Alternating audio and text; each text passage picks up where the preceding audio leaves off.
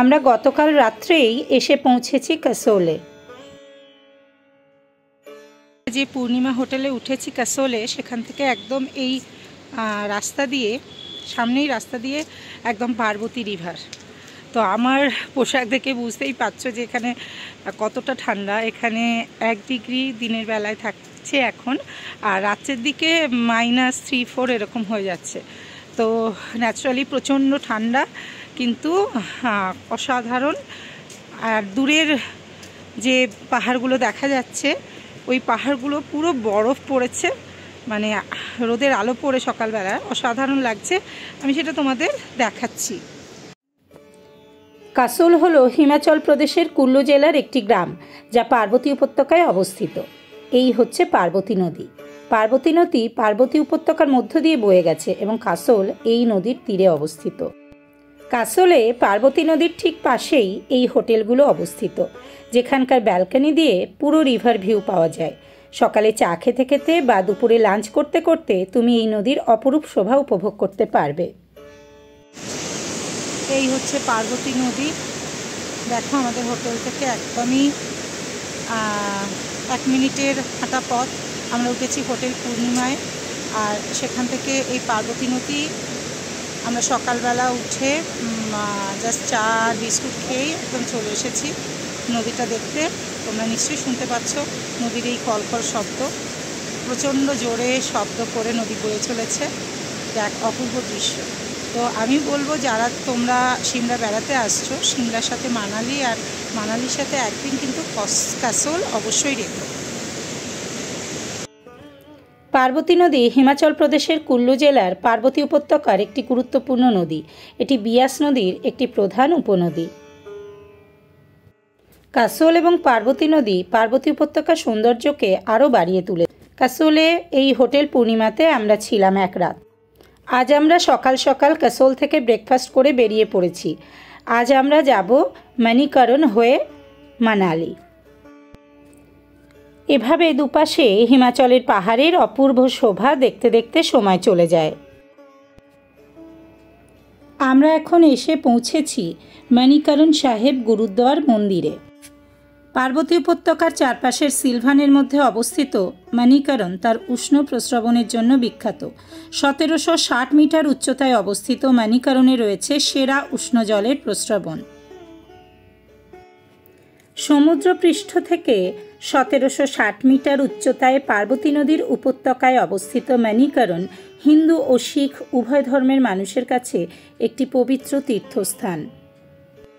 এটি ভারতের অন্যতম প্রাচীন একটি তীর্থস্থান। ঐতিহাসিক এই তীর্থস্থানে একই সঙ্গে অবস্থান করছে প্রাচীন গুরুদ্বারা ও শিব মন্দির। পার্বতী নদীর জল এখানে ফুটন্ত। মানুষের বিশ্বাস, মণিকরণের এই উষ্ণ প্রস্রবণে স্নান করলে সমস্ত পাপ ধুয়ে যায়। শুধু তাই নয়, শরীরের কোথাও কোনো ব্যথা বেদনা থাকলে সেটারও নাকি উপশম হয়।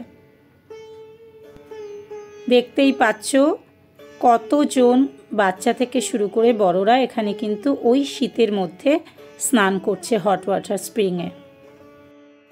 ওই বাচ্চাগুলোর সাথে একটু কথা বলার চেষ্টা করছিলাম আমি। এখানে গুরুদ্বারার লঙ্গরখানায় বিনামূল্যে খাওয়ার ব্যবস্থাও রয়েছে।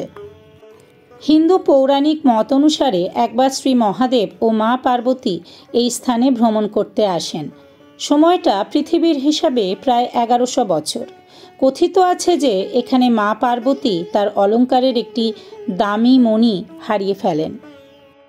শিখ ধর্মের নিয়ম অনুযায়ী মাথা ঢেকে এখানে এসে প্রার্থনা করা যায়।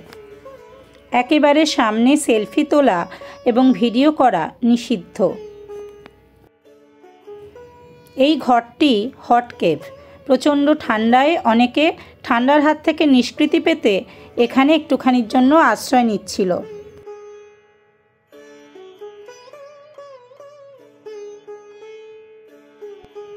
ওখান থেকে বেরিয়ে আমরা এবার চললাম মানালির পথে। অন দ্য ওয়ে একটু খাওয়া দাওয়াও সারলাম।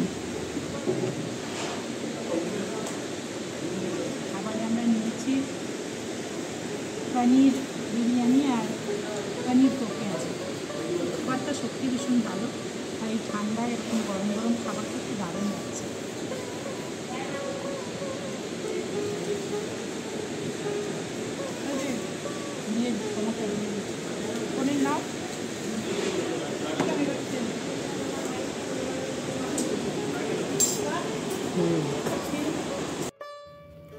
মানালি যাওয়ার রাস্তা কিন্তু খুবই ভালো। দুপাশে হালকা রোদ্দুর আর শীতের আমেজ নিয়ে পাহাড় আর প্রকৃতির সাথে আমাদের পথ চলা। এবারে আমরা এসেছি বিয়াস নদীতে রিভার রাফটিং করতে। এটি আমার বহুদিনের শখ ছিল, যাই হোক এখন পূরণ হতে চলেছে। একটা বোট 5,000 টাকার বিনিময়ে রফা হলো, আমাদের 3 জনকে নিয়ে 9 কিলোমিটার ঘোরাবে। ডিসেম্বর বলে জলের স্রোত একটু কম, ওখানে ফোন অ্যালাউ করেনি, আর নিজেরা ভিডিও করাও অ্যালাউ করে না। যদি কেউ পুরোটার ভিডিও করতে চায় তবে বোটের পাইলটকে বললে 1,000 টাকার বিনিময়ে গোপ্রো দিয়ে পুরো ভিডিও তুলে দেবে, আর আলাদা পোশাক নিলে পোশাক প্রতি 500 টাকা নেবে, যাতে তুমি জলে না ভেজো। আমার মতে তুমি জলে ভিজবেই, সুতরাং পোশাক ভাড়া নেওয়াটা বেটার। আমরা পাইলটের ইনস্ট্রাকশন অনুযায়ী র্যাফটিং করছিলাম। সত্যি এক অনবদ্য এবং অসাধারণ অভিজ্ঞতা বলা চলে। বোট যথেষ্ট দুলছিল, আর তাই আমরা অল্প বিস্তর সবাই ভিজেছি। এরপর আস্তে আস্তে সন্ধ্যা হয়ে এলো, আরও একটা অনেক দিনের স্বাদ পূরণ হলো। বিয়াস নদীর টাটকা ট্রাউট ফিশ খাওয়া। একটা তন্দুরি ট্রাউট ফিশ আমাদের 750 টাকা নিয়েছিল এবং ওটাই আমরা ভাগ করে খেয়েছি। আমরা এখন ট্রাউট ফিশ খাচ্ছি। ট্রাউট ফিশ ট্রাই করছি। এটা হচ্ছে এই যে বিয়াস নদীর একদম ফ্রেশ ট্রাউট ফিশ, এটা ফ্রাই করে দিয়েছে, তন্দুরি করে দিয়েছে। তো আমরা একবার ট্রাই করছি কেমন।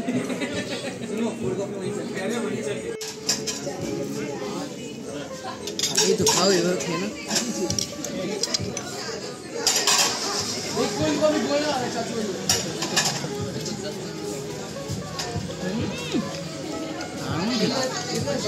দারুণ খেতে। কেমন?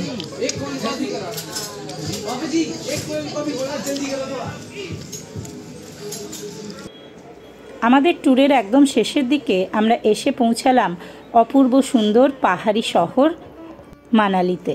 মানালিতে যখন আমরা এসে পৌঁছেছি অনেক রাত হয়ে গেছে, তো পরদিন সকালে উঠে দেখি এরকম সুন্দর চারধারে বরফ পড়ে আছে, অপূর্ব সুন্দর লাগছে।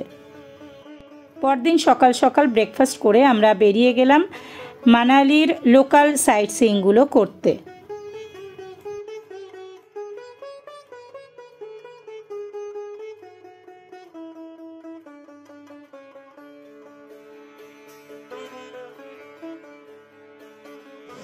আজকে 30শে ডিসেম্বর।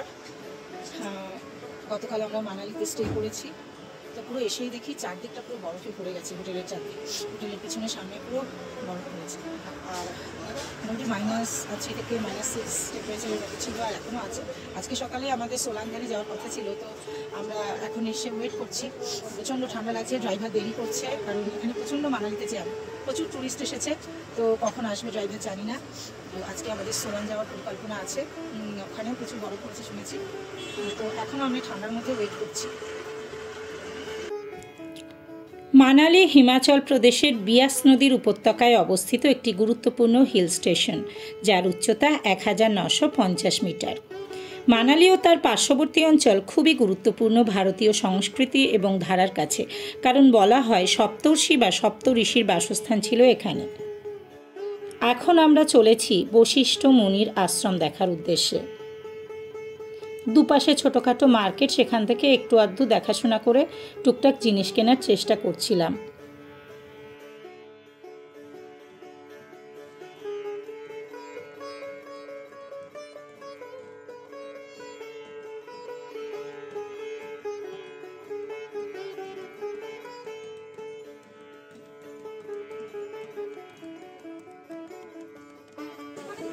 মানালির বশিষ্ঠ মন্দিরটি ঋষি বশিষ্ঠকে উৎসর্গীকৃত, যাকে ভগবান রামের একজন শিক্ষক বলে মনে করা হয়। হিমাচল প্রদেশের মানালিতে অবস্থিত এই মন্দিরটি প্রাচীন স্থাপত্য, প্রাকৃতিক উষ্ণ প্রস্রবণ ও ধর্মীয় তাৎপর্যের নিদর্শন।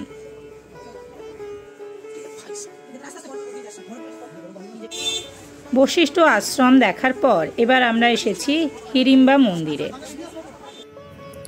16 শতাব্দীতে মহারাজা বাহাদুর সিং মন্দির নামে পরিচিত একটি মনোরম 3 স্তর বিশিষ্ট প্যাগোডা নির্মাণ করেছিলেন। মহাভারতে উল্লিখিত হিড়িম্বা এখানে দেবী হিসাবে পূজিতা হন। ঢুকেই দেখলাম এখানকার বিভিন্ন জায়গায় হিমাচলি ড্রেসে নানান ধরনের ছবি তোলার ব্যবস্থা রয়েছে 100, 150, 200 টাকার বিনিময়ে।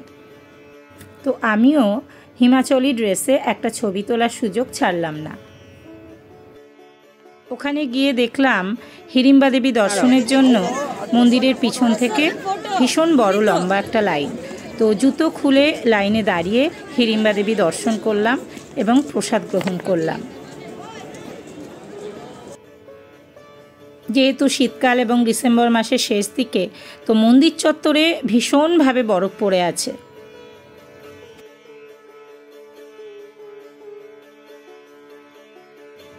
এবার আমরা এসে পৌঁছেছি ভ্যান বিহার ন্যাশনাল পার্কে। এখানে বাচ্চা এবং বড়দের মনোরঞ্জনের জন্য বিভিন্ন অ্যাক্টিভিটিস রয়েছে, দোলনা রয়েছে। তারপর আরেকটু নিচে গেলে সেখানে একটা বোটিং লেকও রয়েছে। সেখানে গিয়ে দেখলাম অনেকেই বোটিং করছে। সেদিন আমাদের সোলাং যাবার পরিকল্পনা থাকলেও রাস্তায় প্রচুর জ্যাম থাকার জন্য সেদিন আর আমরা সোলাং যেতে পারলাম না।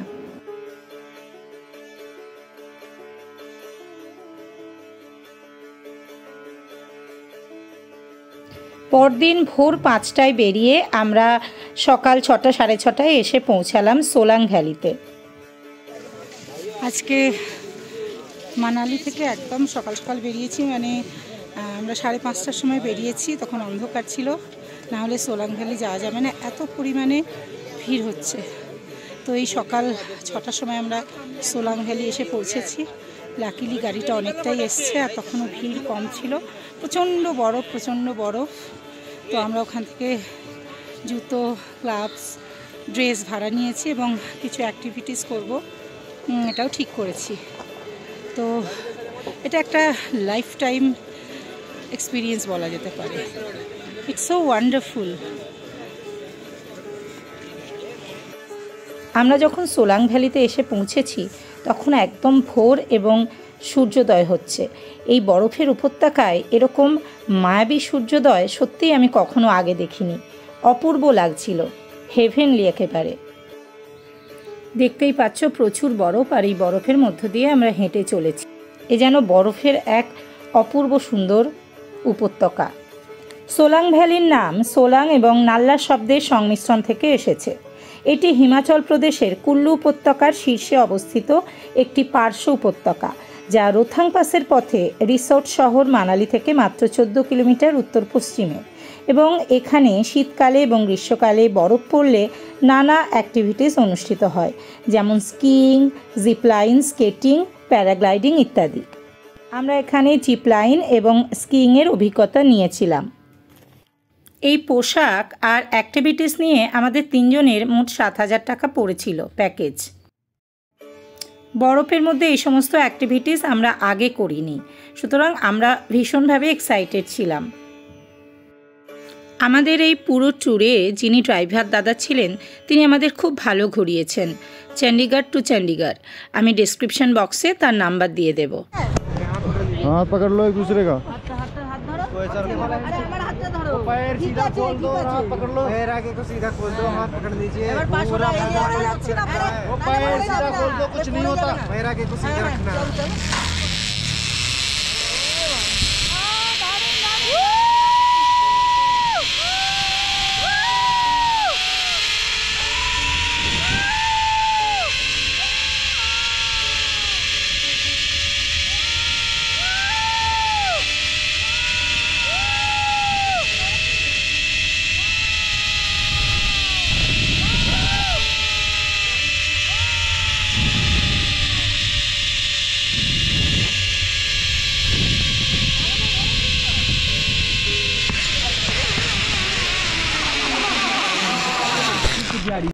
সারাদিন এইসব অ্যাক্টিভিটিস করে আমরা দুপুর 12টার দিকে হোটেলে ফিরলাম।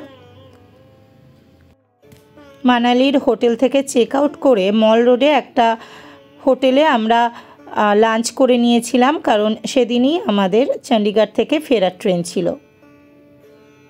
তারপর খেয়ে দিয়ে আমরা একটুখানি রেস্ট নিয়েছিলাম এবং ড্রাইভার দাদা তার বাড়ি থেকে ফ্রেশ হয়ে এসে আমাদের নিতে এসেছিল।